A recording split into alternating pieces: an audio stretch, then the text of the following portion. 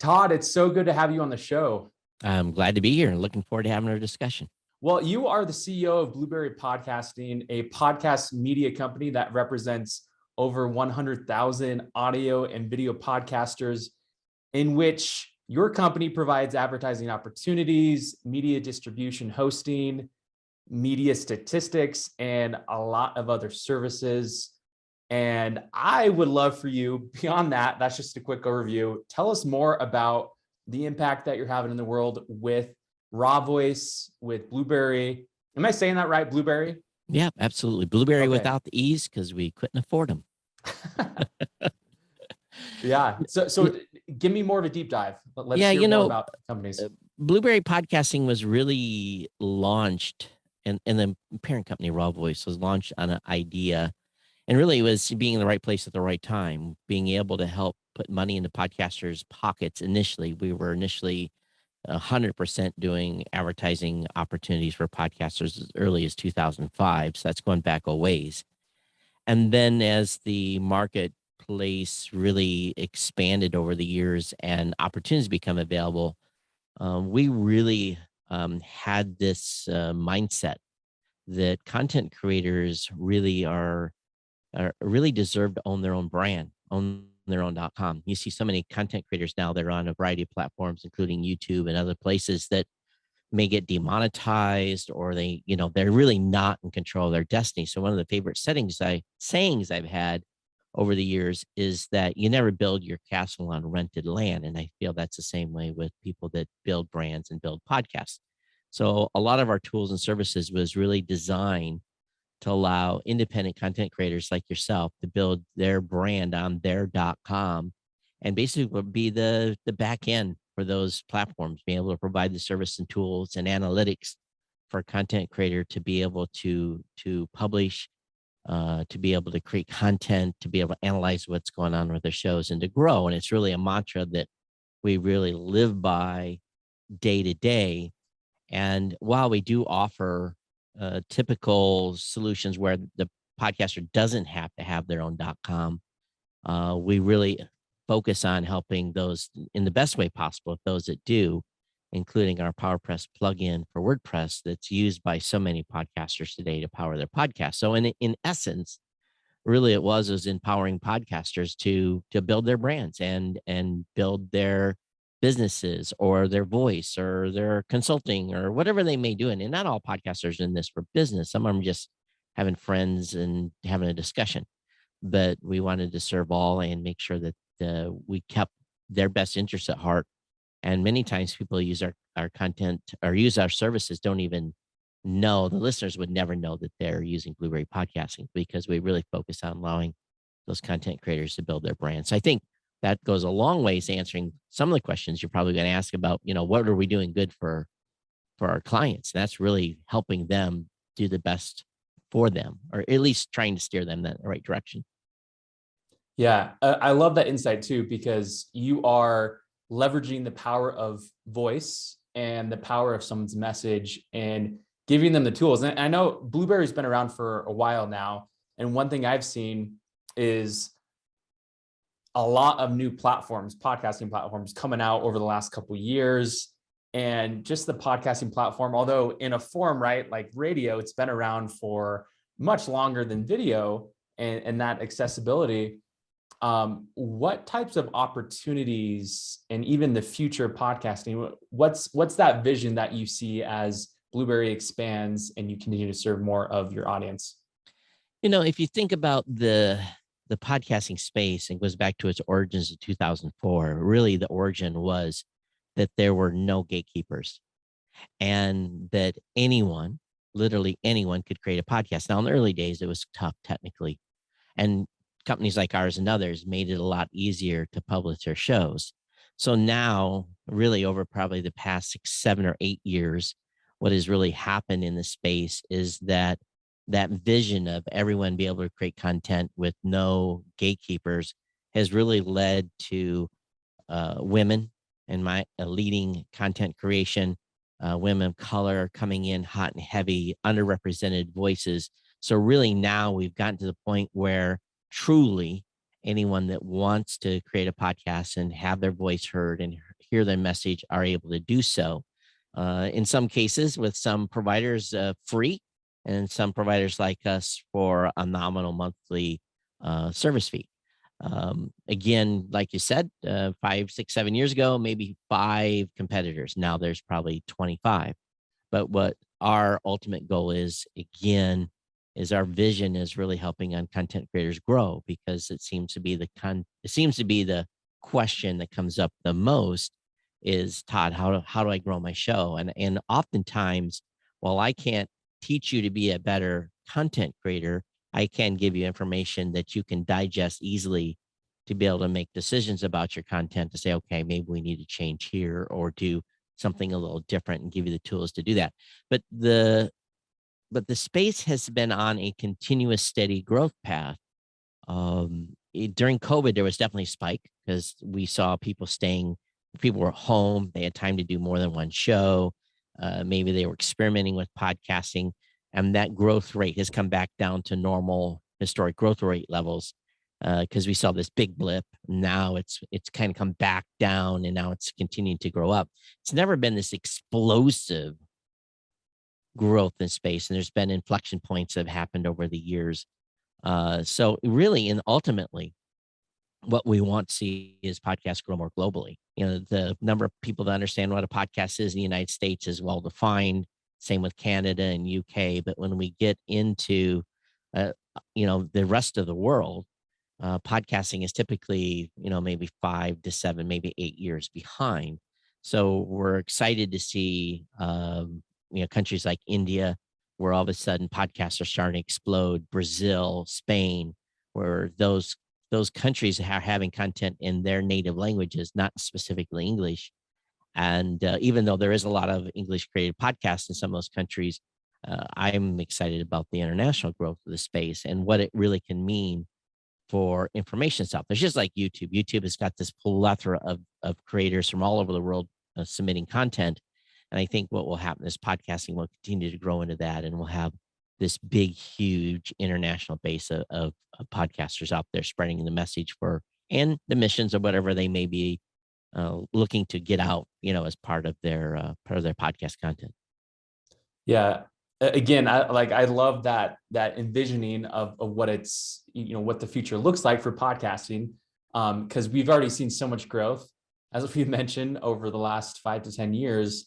The tools are more accessible, and with something like Blubrry existing in just a very accessible, like not only in a very affordable price of investment, but a way to host and then distribute it to your own platform or your own website by way of a WordPress plugin. And those tools and just making it easy like that is incredible. And I love the idea of doubling down on the different languages and perspectives. I'm a huge believer in the power of travel and diversity of thoughts and perspectives, and making it more accessible to more countries is an incredible vision to shoot for and to build. And I've always said, I don't care where people listen, as long as they listen. So now we have so many different distribution points, and even podcasts being consumed on YouTube, it's pretty amazing. The thing is, it's all about just making the content available. And it doesn't matter if it's on Apple, it doesn't matter if it's on a external podcast app, or if it's on Spotify or Pandora or Amazon. We really don't care. The ultimate goal is with the open nature of podcasting, and RSS being the, we don't want to get technical here, but being the transmitter of podcasting, we're really got the ability to be anywhere and not have to sign a big contract to be in that distribution platforms. So I think this is what makes podcasting truly unique, in that it is probably the last bastion of true free speech, because even some people that you may disagree with that maybe get delisted off some sites, their podcasts still live on because of the simple fact that they can't be controlled. That's good and bad, but at the same point, it really allows commercial interests to be held at bay, so that we don't have this lockup of content. And I think that's the last thing we'd ever want to see in the podcasting space, is all of a sudden, there's people who are going to sign deals, and that's great, cashless checks and be merry. But at the same time, I think for the majority of podcasters, just being able to have this wide distribution is something really unique even today in the world that we live in for content and social media and everything else. Yeah. Oh, and I'm so glad you shared that, because it does, I would agree. It does kind of stand there as I would say a beacon of light in some ways for free speech, that sometimes even across other countries beyond a free country like America, where we're both based, is it gives people that literal voice to get their message out there, and to have free speaking that can be accessible, hopefully, right, to all people and all backgrounds. What would you say is with Web 3.0? I feel like there's a lot of conversations happening around that. How do you see podcasting and even Blubrry fitting into the Web 3.0 conversation and that future of the web? I think Web 3.0, and you maybe correct me if I'm wrong, is really about establishing me or you, our spot. And I think podcasting fits that perfectly, in that I have my own .com for my own website. I believe that's a place people should either originate and then move out, or vice versa. My audience always knows where my website is. I kind of commonly refer to it comically as Moonbase Alpha. People know where they can come back to find the primary source of the content, including additional stuff I put out there, or funnels, or merch, or anything else. So I think really where it fits in is, I think we're already Web3. I think podcasting fits that definition as far as I know, in that we're not relying on Facebook or Twitter or any of these other platforms we can build our communities, but the main thing is still our origination point of the content can be from our own websites. Not all podcast hosts operate that way. Sometimes you're with a host that maybe your content originates on their website, and that often challenges me when I tell podcasters, changing business models could really end your podcast. So why not make sure you have a place to call home with it? So I think from that Web 3.0 initiative, I think we're pretty much there. And again, I'm not an expert on Web 3, but that's kind of my background on how I see it. Yeah. Yeah. When I love the insight too, because in a lot of ways, Web 3, a lot of it, like you said, is the conversation of me, of putting the voice and ownership behind the creator of the content, whether that is voice content like podcasting, and the shows like that, or if it's more digital content stuff that's going to be more for the metaverse and other virtual reality experiences. And I think the power of voice in that is powerful. And I think another unique thing that I wanted to definitely reiterate is something that, say, video doesn't share, which video is a big part of our business at videosupply.com, is the syndication power and the repurposing power of podcasting. You can put it through one RSS feed, and it's syndicated and distributed on all these other channels. And then again, like you said, around free speech, if one or multiple channels cancel you or stop your feed in some form, you still have ownership around that source channel to get your message out there. And I love that kind of creator ownership, that to me really speaks to Web 3.0, and something that's already in place, has been in place for years now with podcasting. And I would say, something like what your company's up to is really spearheading that ownership as a creator. One way to look at it is, if you look at an example as a YouTuber, if they do something wrong, their channel can just be canceled.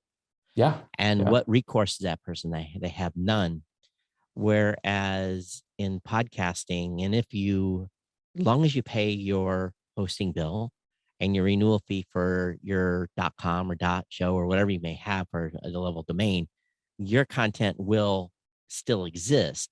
And even if you get to the point where you are maybe not able to for that hosting bill, there are alternatives on where to go store that content in different platforms that allow that content to live on for a very long time. And nothing is guaranteed forever, but I think that we're at a point today where there's so much media being created, and so many commercial interests. I think we have to be really careful where we really focus on. Now, I have a YouTube channel, I've got Instagram, I've got Twitter, all that stuff, and I use those platforms a lot. And I think people should. I think it's a great way to do it. When I started podcasting, none of that existed. We only had our website. So I understand the value in social and all that stuff that happens there. But at the same time, I'm in this for the long haul, that when someone has a change in business plans and they don't like my content, and or it's just not discoverable anymore because of some algorithm, I will still at least be online, and those that I'm reaching will still be able to get to the content. And that's really kind of way out there, because 99.9% of shows will never be deplatformed, but it does happen left and right, politically, which is kind of crazy. And I don't normally talk about that, but it does happen from time to time. Yeah, yeah, it does. Well, and it's something, to me, it goes back to the source of the material, and having that complete ownership and freedom of expression, of communication. So I'm at your website right now. And so Blubrry is the child company, right, to Raw Voice, your main parent company. What can you tell us more about, beyond the hosting and the software side that Blubrry does? What does Raw Voice bring to the world? And how does that help podcasters? Yeah, Raw Voice was the parent company, and if we'd have been really thinking about it, we'd have just stuck with that name all the way through because it was perfect. Um, but instead, circumstance and what was happening with the word podcasting at the time really drove us to use the word Blubrry Podcasting. And how it originated was Raw Voice used to have a tagline called Fresh Organic Media. So Raw Voice is the parent company that writes a check to my employees or team members, and it's where your subscription service payment goes to. But in essence, Blubrry itself is made up of a great diverse team. We have great people that work at the company, and we really have this vision of, really, again, empowering podcasters. And it really doesn't get any much more complicated than that. We definitely have a roadmap of things that we are looking to bring to market. We just announced yesterday the ability for our clients to create a podcast media kit without having to go pay for one or someone design. It becomes part of the service. So again, it's really about continuing to give the content creators that work with us the ability to, and it's right on our website, publish, analyze, grow, and then some other kicker words like succeed or interact. And we really try to live by that mantra. And again, we have customers from really someone that's doing a podcast literally in their closet to a multi-mega corporations in a Fortune 50. But we work across that entire ecosphere and really to create everyone equally, and give them our time as the best we can to help them with their shows. And it's one of the reasons why we have phone support. We want to be able to someone be able to pick up a call and say, pick up the phone call and say, hey, I got a problem. So often now stuff is impersonal and stuck in email. So that's one of the, I guess, the main differences. If you're looking for not necessarily a differentiator, if I can say that correctly, but I think that the team is also made up of a large number of content creators. So every one of our team members understands the value of the podcast space itself. It's, I'm one of the few actual podcast company owners, and I do have co-owners that does a podcast. And I think that you have to be able to be creating content and be in the grind to understand what your customers are going through. So a large part of our team podcasts, and that's cannot be said of most other companies in the space, which I think is truly discouraging because they don't truly understand the challenges most content creators have. For a while, to be honest with you, we knocked our head against the wall for content creators thinking that they could just, nothing knocking Anchor. They've done great things in the space and opened up and allowed people to host for free. I'm not going to dog them on that. It made us all step our game up. But I think going back to making content creators, or it doesn't matter if they're a content creator or if they're a business owner or whatever it may be, this brand building on the internet and having your place to call home is super, super critical. And time again, we've seen shows have extinction events because somebody changed something, or they basically, run out of money or whatever it may be. If I run out of money, if my company runs out of money, our podcast platform with a plugin doesn't quit working. It works autonomously, and no one will have an extinction event. They may have to find a new host if they're hosting with us, but the main thing is they own their staff. And so really, I think the message we're trying to get out to anyone that's a creator is, use these tools like I was talking about, YouTube and these other platforms. But man, oh man, have a place to call home, that Moonbase Alpha. And if you can make content creators understand that, not only are they going to get good value over time because of the Google search engine and getting discovery, you're not competing being on a third-party site with 500 other shows that 2 or 3 of them might be doing things there that might be causing the Google rank of that host site to go down. So owning your brand and controlling your destiny. I mean, it's just, I've been pounding this for many, many years. And to be honest with you, I used to get criticized on it. And so people now are starting to go, oh, yeah, that's why. And so I think that's what what we always look for is just get that message out. It doesn't mean if they can use any hosting provider. The key is because it's commoditized, but I think that as long as creators understand, build your brand on non-rented land, I think it'd be good. So where can people go in and join your platform, become a part of Blubrry, and get all of the amazing value that you provide? Sure. Anyone can get it's just blubrry.com, Blubrry without the E's again. And come over, visit the website. We make it easy for you to get started. If you want to start a podcast, you get a free trial. You can come over and just explore the website. There's a huge stack of information about educating yourself about podcasting. There's a podcast manual. We have a podcast directory where you can consume a variety of podcasts, a sample, just like you do on many other platforms. But I think the main thing that we really focus on is really helping that creator get started and getting to episode 1. And my team really is there to help you get to that point. And we have online calls every couple of weeks to invite new podcasters in to answer their questions. But again, just come over to blubrry.com, explore around. If you want to do a free trial, just click the free trial button, get started. Again, there's no obligation. You don't even have to enter a credit card. And if you decide this is not for me, you can kick yourself out and go someplace else. But we don't want you to, but if you want to, it's fine. But I think that having been in the space a long time, we've pretty much seen it all. So I think our team members can help most podcasters get started. Yeah, I love that. Definitely go blubrry.com. We'll provide all the information for Todd and his team. This has been so valuable. I love hearing your perspective on this. And I can guarantee that you guys go check out everything Todd has to offer. He knows his stuff. Of course, he's the expert in this space. Todd, thank you so much for joining us. Yeah, thank you for having me. And if anyone wants to reach out to me personally, it's simple. It's todd@blubrry.com, and follow us on social. But thank you for having me on. I appreciate it. Perfect. Thanks, Todd.